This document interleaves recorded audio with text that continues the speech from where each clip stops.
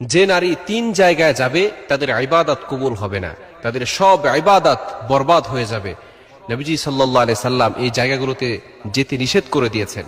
Number 1, এক number হচ্ছে যদি কোনো ব্যক্তি গণকের কাছে যায়, যে গণক ভাগ্য নির্ধারণ করে এবং তার কথা যদি কোনো ব্যক্তি বিশ্বাস করে তাহলে তার ঈমান নষ্ট হয়ে যাবে। এটা হচ্ছে সম্পূর্ণরূপে শিরিক।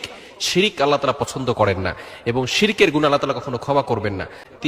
2 নাম্বার হচ্ছে টিয়া পাখি দিয়ে অনেক সময় ভাগ্য নির্ধারণ করে, এরকম আছে না নাই?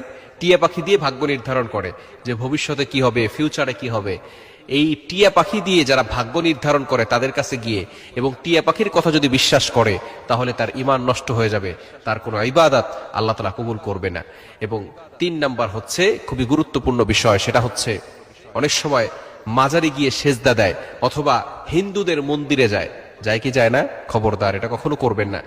আপনার বাবাকে যদি কেউ অনুষ্ঠান করে অপমান করে, আপনি সেই অনুষ্ঠানে যাবেন? আপনার বাবাকে অনুষ্ঠান করে অপমান করা হচ্ছে, সেই অনুষ্ঠানে কি আপনি যাবেন? আপনি যাবেন না।